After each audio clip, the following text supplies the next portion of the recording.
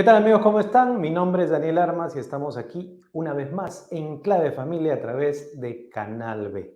Hoy día tenemos un programa especial porque nos vamos a conectar con el extranjero. Nos vamos a ir virtualmente hasta Venezuela. Nuestra invitada de hoy es Sara Hernández. Ella es oradora profesional especializada en la formación de niños, adolescentes y jóvenes. Cuenta con más de 15 años de experiencia en el campo de la comunicación y las capacitaciones. Es magíster en gerencia educativa por la Universidad Pedagógica Experimental Libertador de Venezuela. Es máster internacional en marketing global y negocios internacionales por el Instituto Internacional de Estudios Globales para el Desarrollo Humano de España. Fundadora y directora del Instituto Arete de Formación en Oratoria, IAFO, institución especializada en la formación de oradores profesionales, donde cumple funciones de gerencia, supervisión y también es instructora. Actualmente es integrante de la Cámara de Conferencistas Capítulo Brasil, Asociación Internacional de Oradores Profesionales. Bienvenida, Sara, ¿cómo estás? Daniel, muchísimas gracias por la invitación, complacida y muy contenta por poder compartir en esta ocasión y bueno, agradecida definitivamente. Bueno, tenemos una amistad de años porque tu esposo es muy buen amigo mío, ¿no? Francisco Torrealba. Así Así es. que Esa, aprovecho de mandarle un abrazo. esa conexión pues que nos permitió conocernos a través de mi esposo y que bueno, seguimos tu trabajo, tú sigues el nuestro y de verdad que en la distancia nos ha permitido pues tener esa cercanía. Cuéntanos, ¿de qué ciudad eres? ¿En qué ciudad de Venezuela radicas? Actualmente, bueno, soy de Guanare, Estado Portuguesa, y actualmente radico acá en Guanare, Estado Portuguesa, una tierra maravillosa, la capital de Venezuela, conocida como la capital del Espíritu Santo, ¿no? Acá en Guanare tenemos un regalo maravilloso y pues tenemos lo que se conoce como la Basílica del Santuario Nacional Nuestra Señora de Coromoto. Acá el cacique Coromoto se le aparece a nuestra maravillosa madre y tenemos ese honor, ese gusto y estamos acá pues en una tierra calurosa, pero de gente trabajadora, de gente que le echa pichón, como decimos acá en Venezuela, a la vida y que de verdad muy calurosa como su temperatura, ¿no? Pero con ese calor humano que nos caracteriza. Ahora, yo sé que ustedes son personas comprometidas también con la obra social, son católicos comprometidos, han hecho un trabajo por años también de ayuda a la comunidad. Y quisiera que me cuentes, vamos a iniciar, digamos que, preguntándote, ¿no? ¿Cómo han sido estos años desde que ustedes se conocieron, empezaron a hacer, digamos, trabajo en la iglesia? Y también cómo ese trabajo lo trasladaron, porque, claro, conozco personas que dicen, participo en la iglesia, pero quiero ser más activo, quiero hacer obra social a partir de mis competencias, de mis conocimientos. Tú eres educadora, tienes bastante conocimiento también, ¿no? de temas de empresa, de temas de la oratoria, educación, etcétera. O sea, tu expertise es bastante amplio. Ahora, tú podrías estar trabajando tal vez en una gran empresa y ganando un gran sueldo, pero no. Ustedes han hecho un emprendimiento, han dejado, digamos, como se dice, todo por la obra de Dios. Ahora, cuéntame un poquito, creo que son varias preguntas que te he hecho en una, pero piensa que no. Bueno, Daniel, te cuento. Junto con mi esposo, la forma como nos conocimos fue bastante peculiar, ¿no? Porque nos conocimos en la universidad. Allí él trabajaba como agente de policía, agente policial, y yo estaba estudiando y ejercía como educadora, pero estaba estudiando la carrera. Resulta que en ese proceso de conocernos en la universidad, él en una oportunidad me invita a un internado donde estaban las hermanas carmelitas encargadas en ese entonces. Tenían un grupo de niñas que eran de diferentes zonas retiradas de acá de Guanare, pero que estudiaban acá en Guanare, en el municipio, ¿no? Resulta que él me invitó una vez a un día a una Eucaristía. Él me dice, vamos a la celebración, pero éramos amigos, ojo. Resulta que al lado de la casa en ese entonces la casa del internado, estaba la parroquia, que yo la conozco, ¿no? La parroquia Nuestra Señora de Lourdes. Y yo voy y me meto a la iglesia. Yo miraba, aquí no está Francisco, decía yo. Ay, Dios mío, ¿será que llegué tarde? ¿Será que, bueno, me imaginé cosas apenas dentro de todo? Yo escucho mi celebración, la Eucaristía, la misa completa. Ya yo venía con una formación desde mi hogar. Mis abuelas eran legionarias. Mi mamá, aunque no era de estar en la iglesia, uno que otros días me decía, vamos a la celebración, vamos a la misa, me decía ella. Y yo las acompañaba. Pero mi abuela materna sí siempre me inculcó ese ir a rezar el rosario, el hecho de asistir a la misa, todo eso bonito que una abuela enseña a su nieta y que yo en mi educación lo pude percibir. Entonces, ese día que me invita Francisco, como yo no lo vi, al día siguiente, cuando me lo consigo, yo le digo, mira, Francisco, le digo yo fui. No, ya va. Yo fui, pero no sé si fue que llegué tarde, le digo yo, no sé qué pasó. Me dice, ¿a dónde entraste? Yo le dije, a la iglesia. No, me dice, es que no era allí. Era al lado donde está la casa, el internado. Ojo, Daniel, entonces yo tenía 25 años, 24, 25 años, yo no sabía que ahí funcionaba un internado. Resulta que ahí estaban las hermanas carmelitas. A los 2 días yo voy, él me explica y yo asisto. Y desde ese momento yo quedé enganchada con las niñas, primeramente. Aparte que las hermanas son un amor, porque aún todavía están vivas, son un amor. Y todos los días, cuando yo llegaba de trabajar, yo trabajaba a 2 horas de acá de Guanare, yo trabajaba en la zona rural como docente. Cuando llegaba, regresaba de allá del trabajo, yo me iba a ayudar a las niñas. Porque, ojo, las atendían eran las hermanas, algunas estaban ya de avanzada edad, otras las acompañaban, pero no se daban abasto para las casi 30 niñas que tenían en ese entonces. Entonces yo iba y les aportaba con sus tareas, con sus actividades, con sus juegos y con tantas cosas. Y así fue el proceso. Nos fuimos conociendo, fui entrando más de lleno a la iglesia y conocer más de la fe, hasta que un día, pues esa cercanía fue tanto que llegó el momento donde él me dijo, ¿quieres ser mi novia? Entonces ya... ¿Cuánto tiempo pasó? Te cuento, Daniel, pasarían, ¿qué? 2 años, año y medio, 2 años aproximadamente. O sea, tuvo paciencia, Francisco. Sí la tuvo. Aunque él va a decir lo contrario, que fui yo quien lo enamoró, ¿no? Ok. Está bien.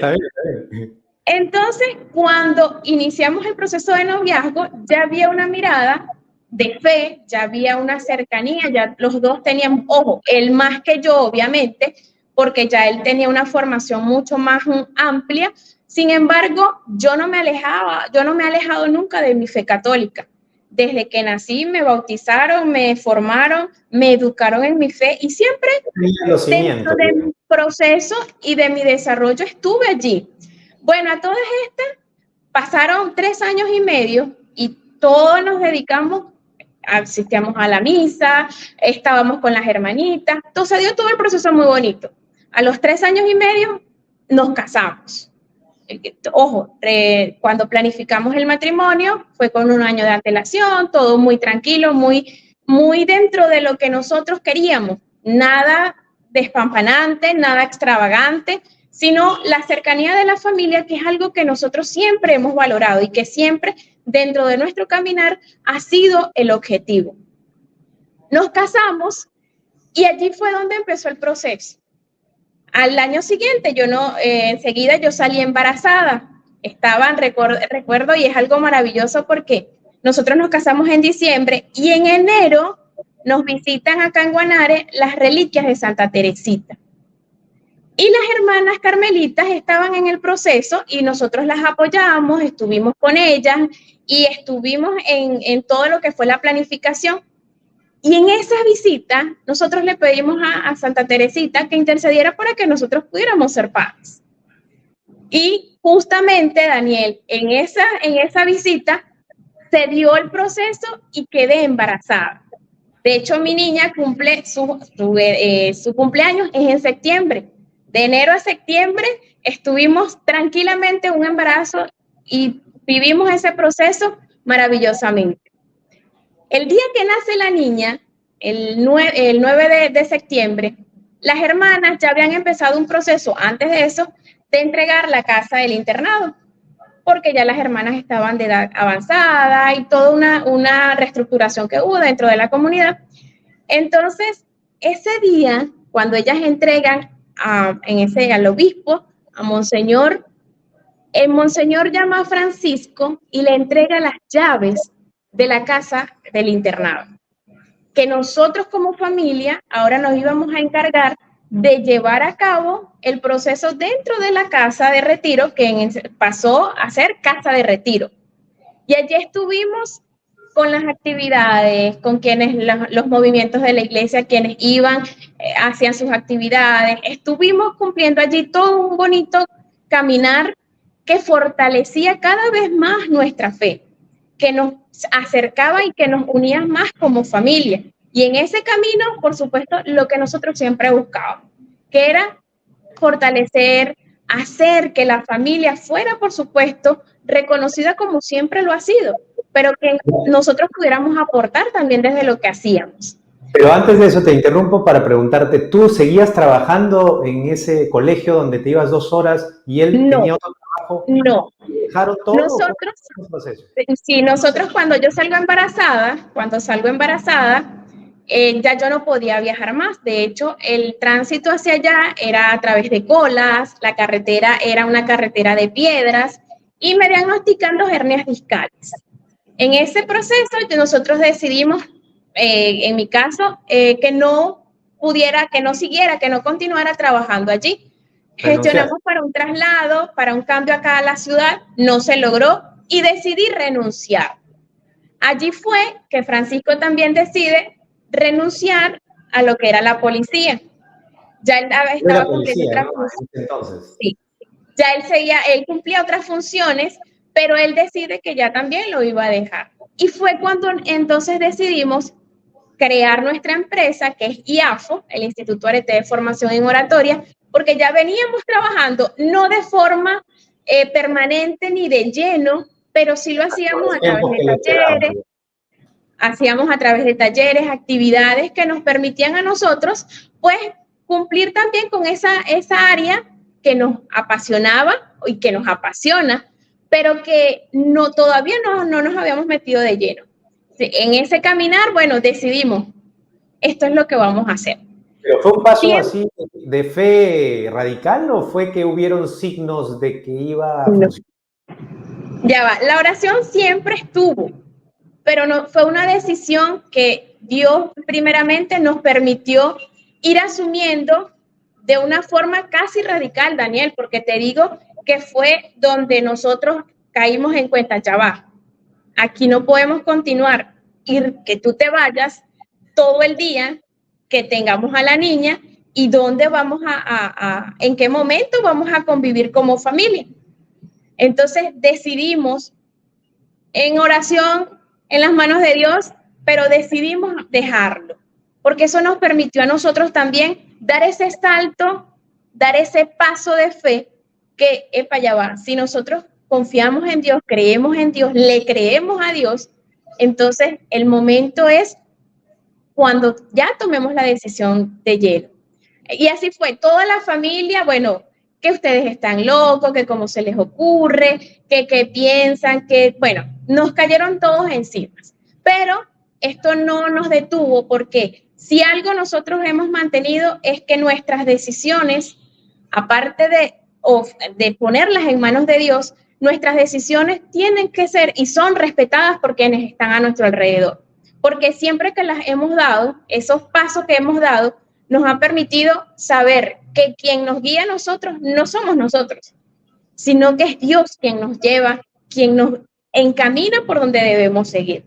Y así fue entonces cuando nos metimos ya, empezamos a crear, empezamos a construir lo que es contenido, a prepararnos muchísimo más para poder entonces con las personas a quienes íbamos a trabajar, con quienes íbamos a ofrecerle las formaciones, pudieran tener no solamente la formación, sino también esa calidad humana que también a nosotros nos ha caracterizado.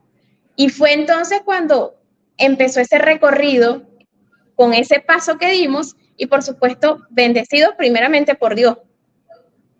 Ya, pero han tenido, digamos, porque justo mientras hablas, se me ocurre no solamente el hecho, y te agradezco que nos compartas el testimonio real de una familia real, porque a veces, Daniel Armas en Clave Familia solo lleva familias perfectas, que no tienen problemas, que no tienen grandes o trascendentales decisiones, así como quisiera tener una familia perfecta, pero no, las familias perfectas no existen, ¿no? Existen solamente las familias que se aman y en este caso, según lo que te entiendo, familias que se ponen en las manos de Dios, se desapegan también de los proyectos personales y de lo que el común de las personas podría decir, oye, esta es una locura, ¿no? O sea, hacer esto, este paso es una locura, ¿qué te pasa? ¿Tienes hijos? Etc. Entonces, esa es la vida real, ¿no? De un testimonio de personas de carne y hueso que estás compartiendo. Así que te agradezco. Ahora, se me venía a la mente en ese momento, claro, en oración y pueden pasar unas semanas de convicción, de fe, etcétera. Pero en el proceso, porque no es que las cosas se den de la noche a la mañana, ¿cómo sostuvieron eso? Porque lógicamente cuando las cosas no resultan, en este caso no hay alumnos, por decir, ¿no? No habían alumnos porque no era conocido digamos, la institución y porque hay que invertir. O sea, sé que es un proceso, el inicial, sobre todo, es un proceso real de desapego. Esas pequeñas crisis que pueden haber surgido. Cuéntame un poquito de eso porque yo creo que eso le puede servir a mucha gente que está en esa disyuntiva, ¿no? De querer abrazar la fe, de hacerle caso a Dios en lo que le pide y en a veces hacer su vocación de manera independiente. Pasa algo muy particular, Daniel, y eso es algo que, mira, que pongo a revisar y es algo que uno termina haciéndolo como un loco, dirán algunos, ¿no? ¿Qué le pasa? ¿A ellos qué les ocurre?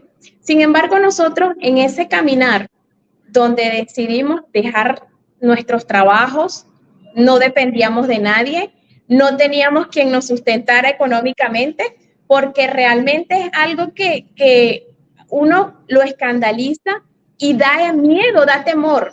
Pero ahí es donde venía ese proceso del cual nosotros ya veníamos preparándonos.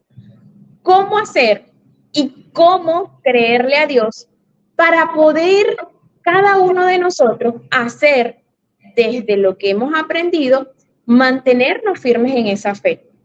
Realmente ahí empezaron a surgir, mira, necesitamos que se hagan cargo de una escuela particular de oratoria que nos ofrecieron. Nosotros de que, wow, ¿en serio? Sí. Vino un sacerdote amigo, el colegio quedaba justo al lado de la casa de retiro, del internado que te mencionaba, le ofreció trabajo a Francisco. Y ahí fue donde yo me dediqué de lleno a la niña. Esas crisis que de pronto nosotros pudimos, gracias primeramente a Dios, de pronto esas crisis nos van a tirar al piso, nos van a llevar de pronto a separarnos, pero cuando nosotros decidimos casarnos, decidimos hacerlo desde la convicción de creerle a Dios. Y Él fue quien nos mantuvo y quien nos sigue manteniendo para poder tener la fortaleza. Ojo, Daniel, y te estoy hablando de hace 8 años atrás, 7, 8 años atrás. Pero es que las crisis económicas dentro de nuestra familia siempre han estado. Pero ahí es donde nosotros, y algo que siempre le recuerdo de Francisco, un día más, un día más, un día más. Vivamos el día. Dios se va a manifestar. Danos hoy el pan de cada día. Totalmente. Y no es conformarnos con lo que venga, no. Es que el trabajo que hemos ido haciendo se va haciendo con una mirada de futuro, no para el momento, no para el día, sino que podamos fortalecer esa fe a través de la oración, a través del compromiso, como en este caso nosotros como esposos, para poder avanzar y creer en eso que Dios nos permite saber que vamos a tener en O el sea, día de mañana. dejaron actuar la providencia de Dios, digamos, en sus vidas. Porque Sí, claro, realmente.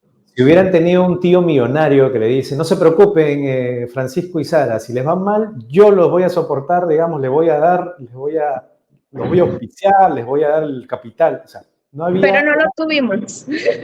convicción total en Sí, la providencia de Dios, tirarse a sus manos, a sus brazos, etcétera, entregarse totalmente, porque si no, no habría paso de fe, pues de qué clase totalmente. de Y que, haríamos. Daniel, date cuenta, nosotros, si algo hemos mantenido dentro de nuestra relación siempre, es esa forma de comunicarnos.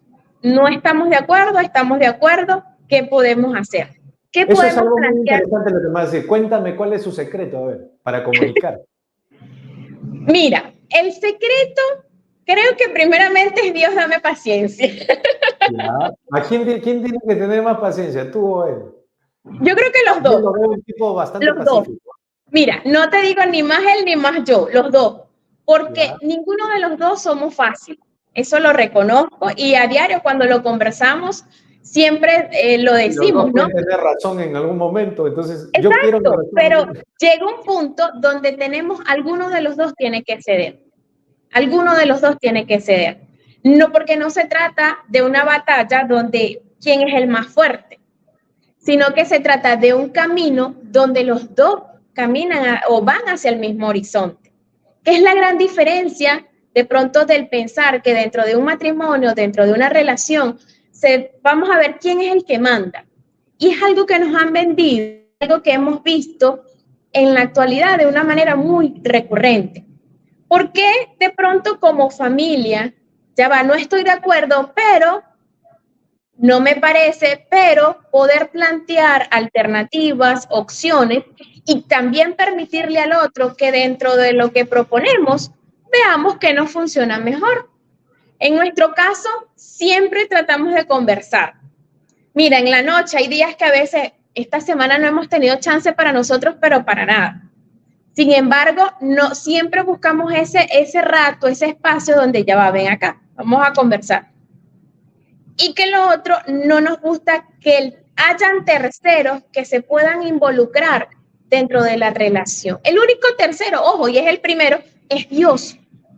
¿Por qué? Porque cuando tú le permites a otro ser humano que se inmiscuya, ya va a haber una falla o ya hay una falla, porque se trata de una pareja. Se trata de una pareja donde necesitan ustedes entenderse, reconocerse con sus fallas, con sus debilidades, con sus fortalezas y que yo también pueda reconocerla de forma individual, las que yo tengo, para poder entonces ir trabajando. Mira, hemos fallado aquí, ¿cómo podemos mejorar? Y que nos permita caminar en en esa misma línea y hacia ese mismo horizonte, que podamos como pareja justamente buscar lo que queremos, ese objetivo que nos planteamos. Ahora, si tienes como objetivo, bueno, es que yo soy la que va a mandar en la relación, ya por allí estamos fallando. Pero cuando el objetivo es que los dos caminemos hacia un mismo horizonte, la cosa camina y va distinta. Sí, me parece espectacular ese tip que nos has dado, en el sentido de que, claro, cuando hay una tercera persona, lógicamente a veces no solamente le das cabida al hecho de la crítica externa que puede perjudicar y exacerbar los egos y los orgullos que surgen a partir de una discusión. Entonces, a veces, por ejemplo, ¿no? Voy a poner como ejemplo, ¿no? Cuando hay, por ejemplo, una esposa que se queja con su mamá, ¿no? De todas las cosas que pasa con su esposo. Entonces, ¿qué pasa? Después va a llegar el momento donde tiene que regresar a hablar con el esposo después de una discusión y se va a acordar de que tiene que hablar con su mamá después de la discusión y su mamá le va a pedir cuentas. Hijita, le dijiste, hijita, la pusiste en su sitio, por decir, ¿no? Entonces, ella está más pensando en lo que le va a decir a su mamá que en conciliar o reconciliarse con su esposo, ¿no? Entonces, es muy interesante lo que dice porque me has hecho acordar de esos conceptos que son, digamos, básicos para poder llevar necesarios una y pareja. necesarios. Sí, Totalmente. Es que allí donde, a ver, donde terminas o puedes tú construir con esa persona, con la que convives a diario, es donde necesitas ver ese punto de quiebre. ¿Por qué? Porque en ese punto de quiebre no puede interferir otro. Es donde ustedes dos, nosotros dos, necesitamos ver qué es lo que nos hizo quebrar, qué fue lo que nos debilitó, pero que podamos construirlo, conversarlo, que es algo necesario, que podamos saber expresar a esa otra persona qué fue lo que me enojó, qué fue lo que no me gustó, qué fue lo que me hizo sentir de pronto, epa, aquí ocurre algo, pero que entre dos. ¿Por qué? Porque si se enojan, también entre ustedes necesitan poder reconstruir, poder conversar y poder justamente ajustar, digo yo siempre, esas fallas para poder avanzar. pero a veces sí es que la pareja tiene claro de que la palabra divorcio la sacaron del diccionario, ¿no? Porque hay parejas que dicen, no, mira, tú sabes que el separarnos es una opción, pero cuando el separarse no es una opción, hay que hacer lo que estás diciendo, ¿no? Es decir, tengo que reconstruir, tengo que reconciliarme, tengo que hablarlo, tengo que compartirlo, tengo que sanarlo, etcétera, ¿no? Porque si no, Hace poquito escuchaba, no recuerdo si fue una película, no recuerdo exactamente, o fue un libro que leí. Cuando te vas a casar, si la primera opción o lo que piensas es por si acaso, ya allí hay una debilidad. Ya ahí sabes hacia dónde tú vas a caminar. Porque es que dentro del matrimonio, de pronto el sacar esa palabra divorcio ya es una opción que aparece y es porque si la tienes allí como opción puede ocurrir en cualquier momento. Pero cuando tú tienes claridad de que el matrimonio es para toda la vida, vas a trabajar, vas a caminar en función a ese toda la vida. Porque se empieza de forma individual, pero se complementa con la otra persona. Yo tengo una de las conferencias que tengo, se llama las 3 E para vivir en pareja. Y la primera E es educar, Daniel. ¿Por qué? Porque pensamos que vamos a educar a esa persona, al hombre en el caso de la mujer o la mujer en el caso del hombre, que lo va a hacer a su imagen y semejanza. No, yo lo arreglo, yo le digo qué es lo que va a hacer, y empieza el yoísmo, pero no nos damos cuenta que no se trata de educar al otro, sino de empezar por educarnos nosotros mismos en nuestro carácter, en nuestra personalidad, en nuestras debilidades, empezar a conocernos para saber qué debo mejorar y qué voy a buscar cuando decido unir mi vida a otra persona.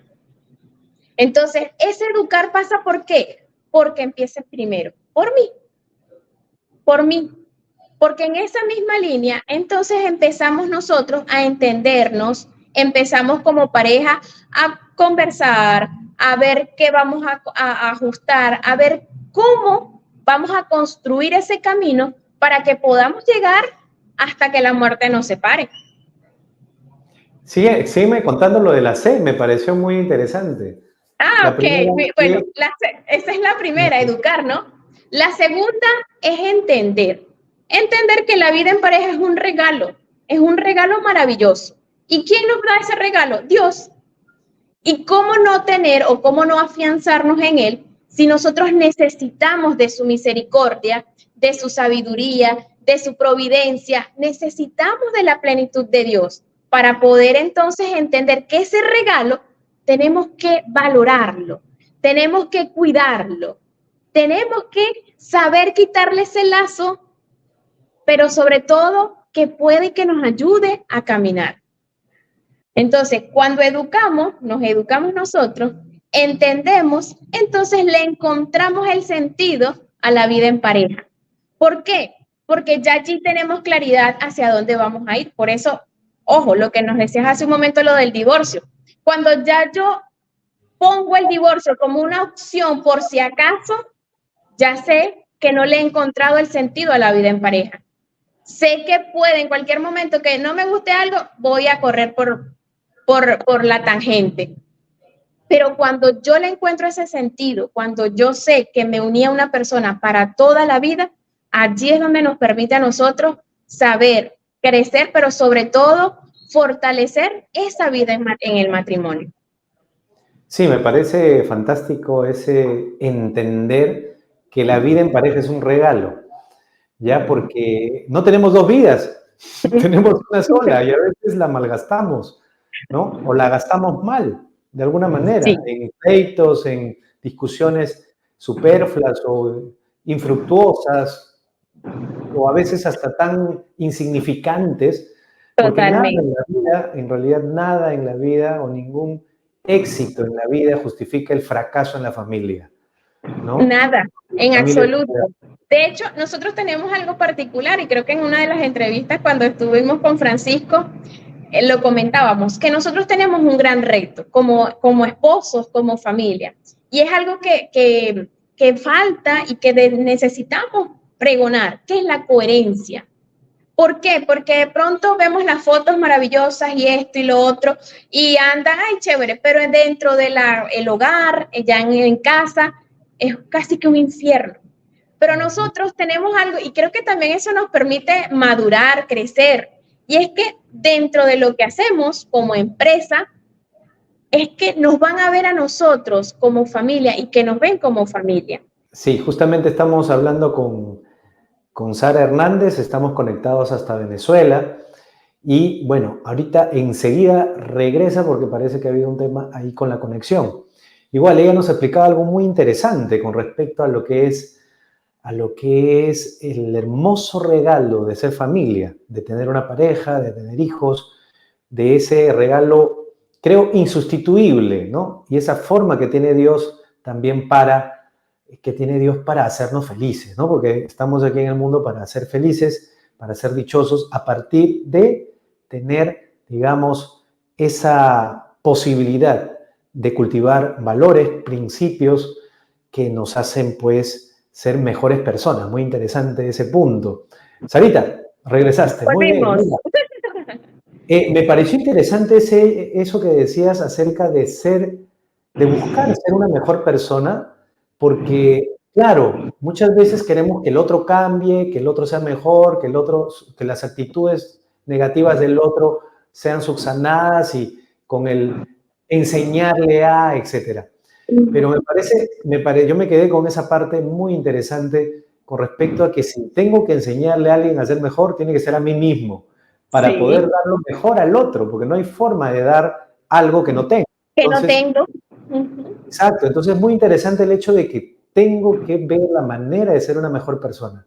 Y eso significa tener los valores bien puestos, los principios bien claros, ¿no?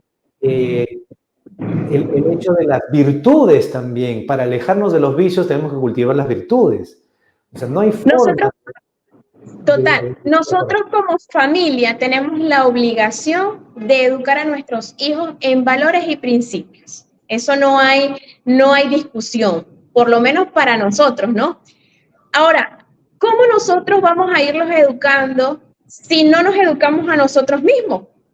Necesitamos ser coherentes, necesitamos ser personas que se preparan, que en constante formación está para poder ser mejores. Y eso radica en qué, cómo veo mi personalidad, cómo dejo de pronto de ser egoísta y empiezo a trabajar en mi persona para poder eso que tengo, pero para poder dar eso que tengo. Y eso que tengo tiene que ser básicamente principios sanos, valores que promuevan el respeto, la tolerancia, el amor y que nos permitan ser reflejo para nuestros hijos. Pitágoras, creo que fue Pitágoras el que dijo, no, pero si quieres que tus hijos te sigan, ponte adelante. Y la única manera de nosotros poder brindarles educación de calidad, valores y principios que sean adecuados para su comportamiento dentro de la sociedad es que podamos ser ese espejo para ellos. Somos el mejor ejemplo para nuestros hijos.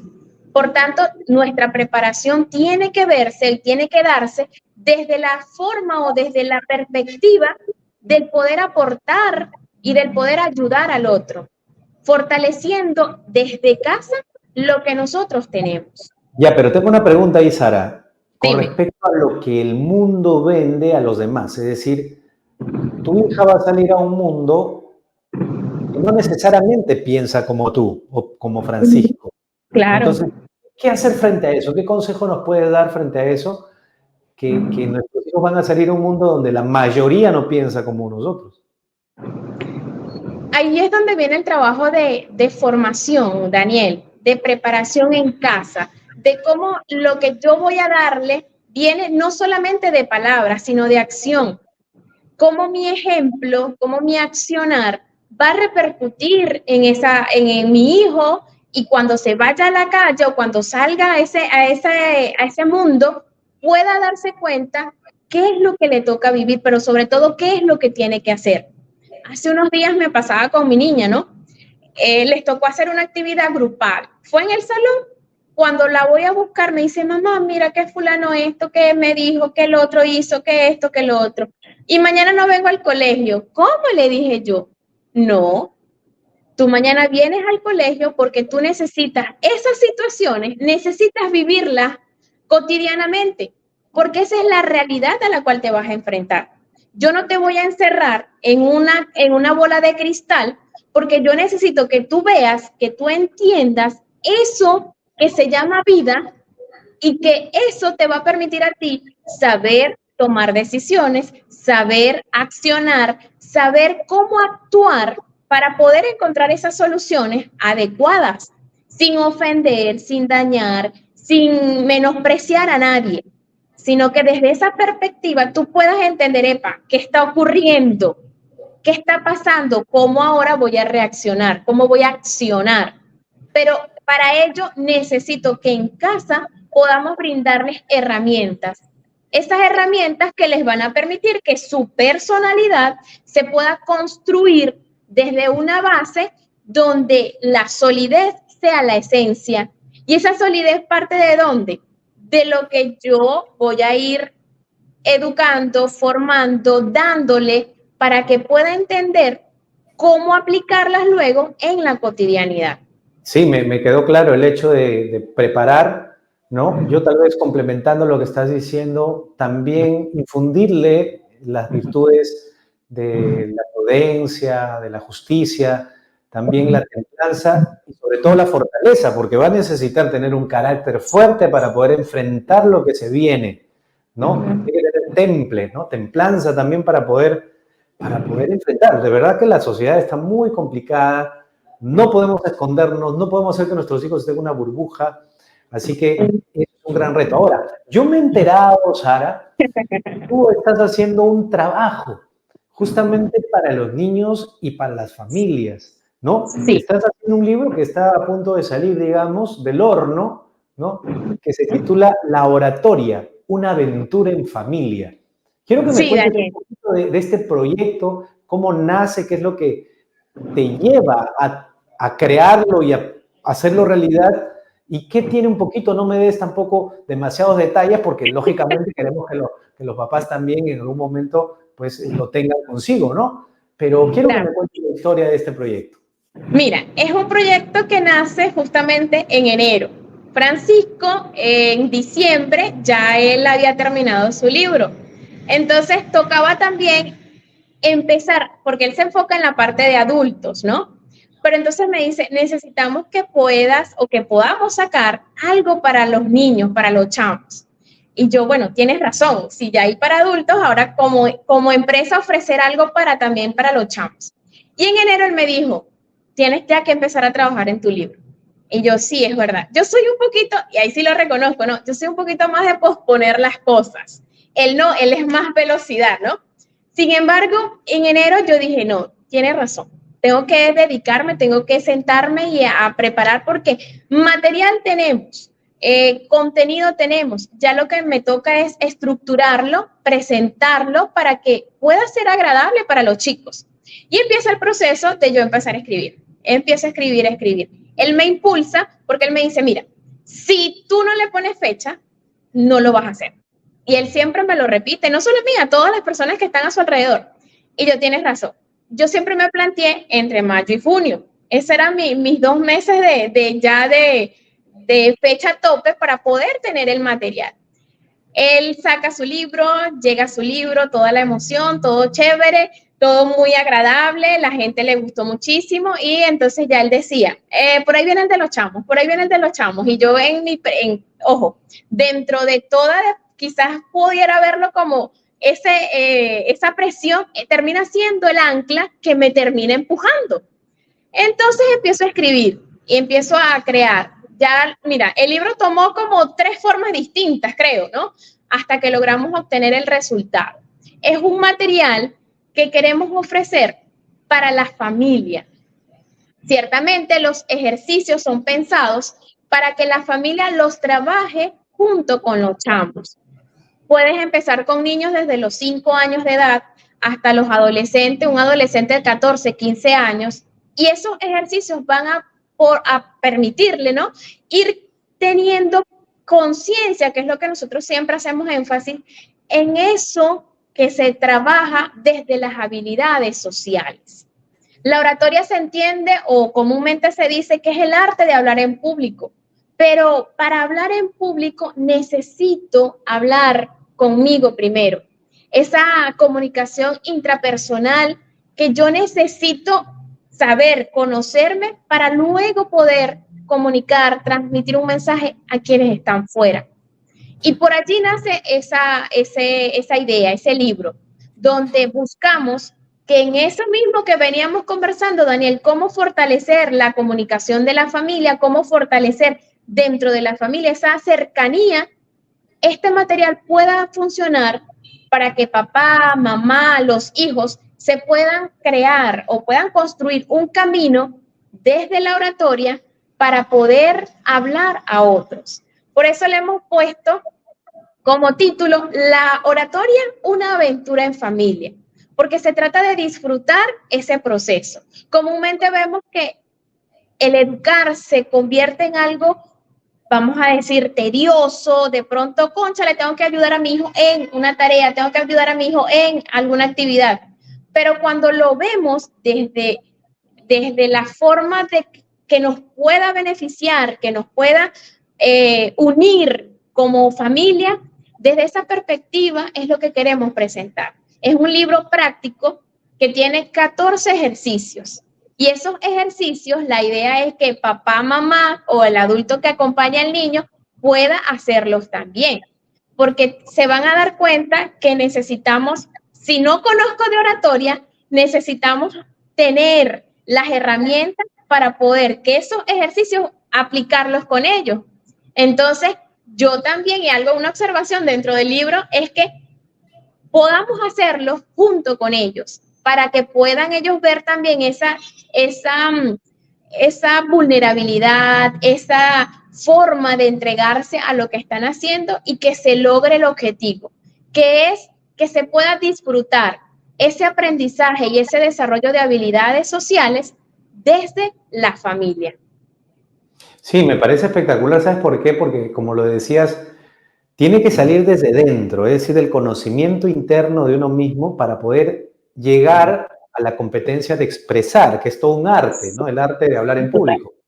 Pero lo que me parece también me parece genial es el hecho de hacer participar a los padres, porque, claro, justamente las familias están actualmente adoleciendo de ese tiempo en compartir, ¿no? Que comparte, digamos, no hay tiempo para compartir en familia porque están trabajando, etcétera. Entonces, digamos, podría ser una hermosa razón para poder unir a las familias a través, digamos, de algo útil, ¿no? De algo útil, porque más allá de que un papá sea un instructor de oratoria para su hijo, va a ser un inspirador, ¿no? Un motivador, según lo que entiendo por el libro, ¿no? Claro, el libro presenta el ejercicio y el ejercicio va acompañado de su ejemplo.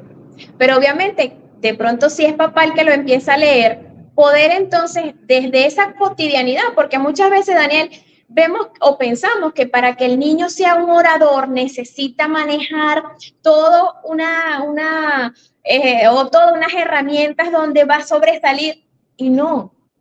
El niño, de hecho, dentro del libro se distingue. Hay que reconocer su capacidad cognitiva. Hay que entender su nivel para poder cada uno de los ejercicios aplicarlos.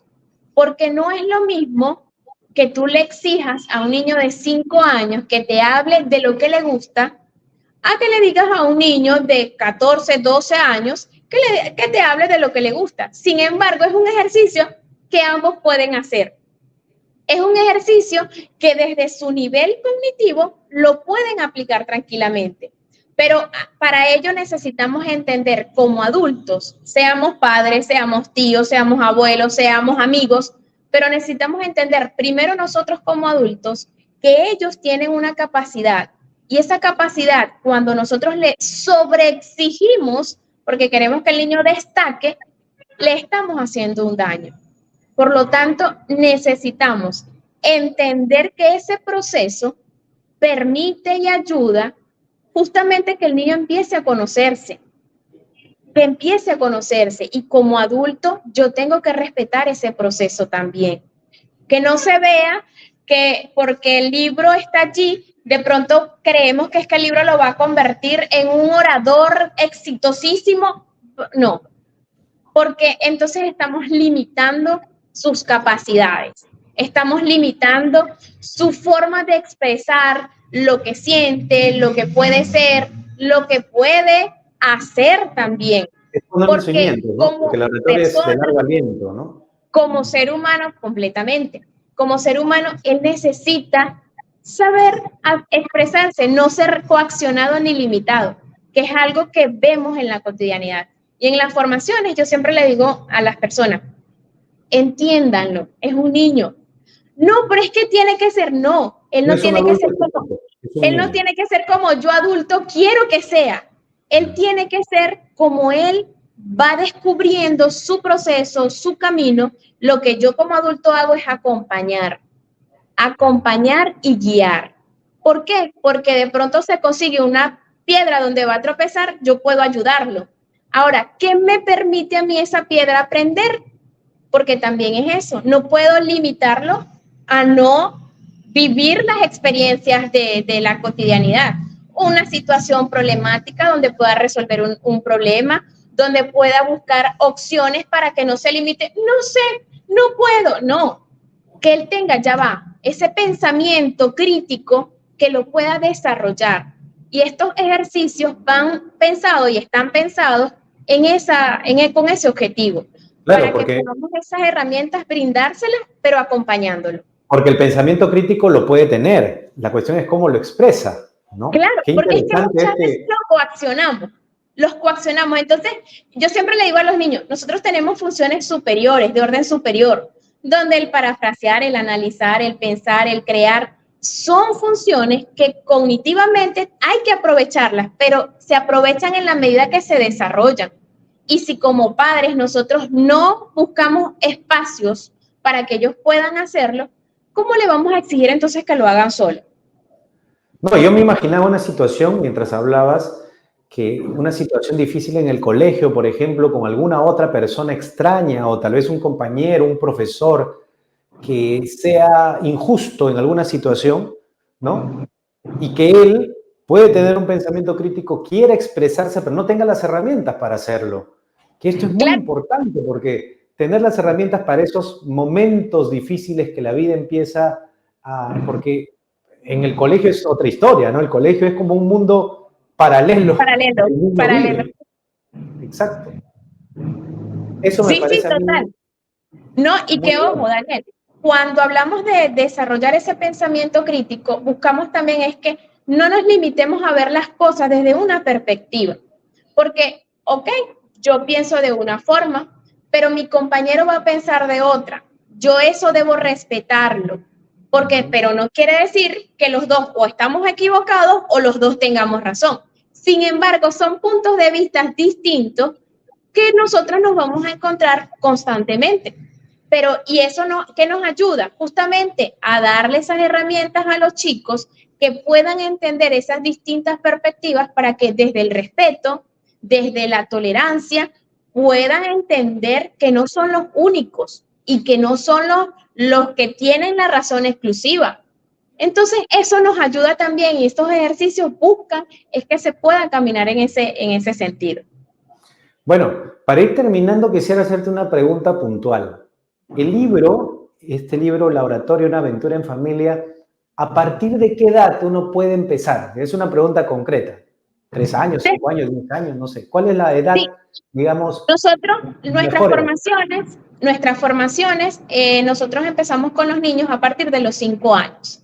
¿Por qué desde los 5 años? Por su madurez, la madurez que va desarrollando a partir de esa edad. Recordemos que lo que nos dice Piaget, los estadios de los niños hay que respetarlos. Tengo una amiga hace poco me dice, no chica, ya el niño va a cumplir 1 año, ya va a empezar. No, ya va, respeta su proceso, respeta su estadio para que puedas tranquilamente luego empezar a trabajar en función a lo que de pronto queremos que vayan desarrollando, que es esa socialización. Los niños son muy espontáneos, los niños tienen mucha creatividad, mucha imaginación. ¿Qué pasa? Que es la forma como vamos guiando, que muchas veces coacciona y ya al llegar a la adolescencia, entonces limita todo ese potencial que ellos tienen. Entonces, a partir de los 5 años es la recomendación que ellos empiecen o que empecemos como familia a que hagan los ejercicios. Comentabas que a partir de los 5 años, Daniel. ¿Por qué? Sí. Porque es un proceso también de respeto de esos estadios de los cuales nos habla Piaget y que nosotros como adultos debemos también educarnos en ese sentido. ¿Cómo mi hijo puedo yo ayudarlo? ¿Cómo mi hijo puedo, no debo presionarlo, sino que él vaya descubriendo, que él vaya también experimentando esa aventura, pero acompañado por papá, por mamá, por ese adulto que está junto con él y que le permita tener conciencia de cómo irlo trabajando. Pero a partir de los 5 años, Daniel, es lo recomendable. Excelente, gracias por la respuesta. Más bien, bueno, te agradezco. Hemos llegado a la parte más triste del programa, que es el final. Yo quisiera quedarme conversando contigo pues un par de horas más, pero igual tenemos una pauta y te agradezco la deferencia de estar en el programa. Estamos también muy ansiosos de que salga este proyecto que nos acabas de contar, muy interesante, y su concepción y la utilidad que va a tener en las familias. Tus palabras finales de despedida, mi estimada Sara. Bueno, Daniel, recordando que el prólogo de mi libro, tengo el honor de que seas tú quien lo haga, ¿no? Estamos a la espera para ya luego completar lo que nos falta, pero ya el libro está revisado, de hecho, ya tiene la revisión ortotipográfica, y lo que estamos esperando es que, bueno, tú nos regales ese honor de entregarnos el prólogo y públicamente te comprometo para que lo puedas ir haciendo. Bueno, agradecida, Daniel, pronto, con el favor de Dios, primeramente, junio, julio, ya yo creo que a finales de junio, principios de julio, ya el libro estará publicado con el favor de Dios. Y al momento de tenerlo, pues bueno, ya lo haremos saber públicamente. Y pues gracias, Daniel, por este espacio maravilloso, por brindarnos y siempre abrirnos las puertas de tu programa, de tu familia, tu amistad, y que sigas, por supuesto, teniendo ese gran y arduo trabajo que haces en pro de la familia, porque nosotros desde la oración te apoyamos también. Muchas gracias, Sara, y un agradecimiento especial también para tu esposo, para Francisco. Dale un abrazo de mi parte y bueno, gracias por haber estado aquí en Clave Familia. Bueno, con nosotros será hasta el próximo viernes, Dios mediante, aquí en Clave Familia. Chao.